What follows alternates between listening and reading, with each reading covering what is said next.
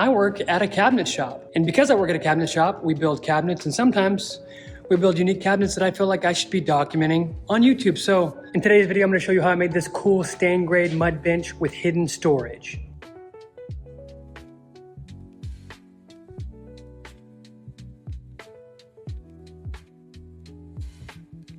So first thing I'm gonna be doing is ripping material. I'm using 3/4 inch alder plywood on this job, which is a bit more pricey, but it's the standard plywood we use when we do stand grade cabinetry. But to save on cost, we do use birch plywood on the inside portions of the cabinets, so that's always a plus. This mud bench is gonna be pretty long, so I'm adding a ton of pocket holes all on the inside deck. That's gonna make up the storage compartment. For the top, I'm using actual solid alder because it's gonna be open and closed often, and you don't wanna use plywood for something that's gonna get a lot of wear and tear. When it comes to alder boards, you kind of tap out at about 9 or 10 inches, and this top is going to be around 18, so I just had to bust out the biscuit joiner and glue these boards together. If you're not familiar with the biscuit joiner, it just cuts a slot right in that side of your board, and then you cut a symmetrical slot, other board that you want to glue together, that's lined up in the exact same place, put your biscuit inside, making sure that you are very generous with your glue on every single piece, clamp it all up, and not only does it anchor the two pieces together, but it makes sure that your glue up is nice and level. Now that we glued up the top to this mud bench, it's time to build the actual box or the cavity that we're gonna use for storage. For the two outside pieces, I'm using that 3/4 inch alder, and I ripped it at 17 inches deep by 18 inches tall. My deck is also ripped at 17 inches deep. It was 58.5 inches long. That way, whenever this is all said and done, it'll be a 60-inch mud bench. I'm using these 3/4 inch nailers to keep everything nice and rigid, and on top of that, I'm gonna drill my screws through these guys so that it'll sit nice and tight on the wall. Normally I'd use a 3/4 inch piece as the front brace as well, but because this one will be visible when I open the lid, I ripped a piece of hardwood alder for it. And just to reinforce it and make sure it stays exactly where it's supposed to, I drove pocket hole screws in with it. Next up, it was time to glue on that face frame. That's 100% hardwood alder, all ripped at 2 inches with 4 open windows, all symmetrically spaced out. I stapled that in place knowing in the future I'm gonna putty those holes and sand them flush and you won't see any fasteners at all. Also pocket hole it because this thing is gonna be a tank.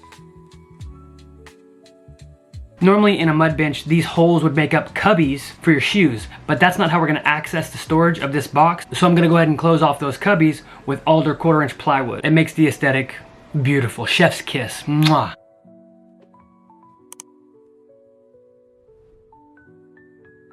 I'm adding a mid. It's a little bit more stable in the middle, and if you sit down right on the seam of the two openings, you don't crush the lid. After that, all that was left to do was to throw the 1/4 inch back on, and I'm just securing that with 3/4 inch staples and glue. And add this little runner across the top that's hardwood alder, and I did this in the hopes that when you finally get to go in and open the lid, you will never ever see plywood edge grain. So this is that alder top all glued up. As it sits, it's about 3/4 inches thick. The next thing I'm gonna do to get it closer to finished state is add a piece of trim that's 1.25 inches all the way around. That way it actually sits down on our mud bench and not just on top of it. All right, so this is the part that's a little scary. We're making this mud bench to open up with 2 lids, not just one single long one. So I'm cutting this top in half. I'm using one of these really long piano hinges and I have to cut it down just a little bit to make it fit the bench perfectly. After that, we're adding a little anchor piece. One side of the piano hinge is gonna attach to, and the other side of the piano hinge will attach to our lids. You can see now these are about half the size as they were before because I cut them in half. And these screws are already countersunk, so they should fit flush and nice up against that anchor board that I put on the mud bench already.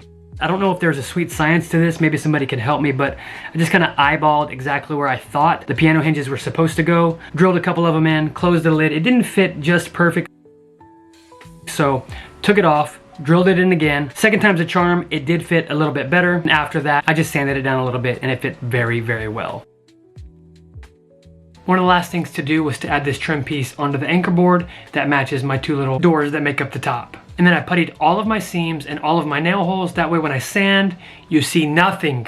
And voila, it looks beautiful. After that, so this was a complete mud bench. We made this upper cabinet to match the bottom and this big panel. That way it looks like one custom built-in piece. And just as an example of what it would look like, here's me and my coworker who thinks he's invisible to the camera, posing it for you.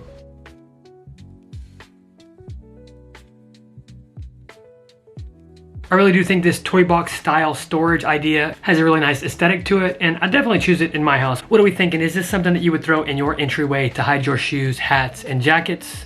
Let me know in the comment section down below, and thank you guys so much for watching. If you watched this video and thought to yourself, man, that was so good, how can I give this guy money to repay him? Then you're in luck. I have a lot of stuff listed on my Etsy store that you can buy to support the channel, so head on over to reformationwoodshop.etsy.com to grab something.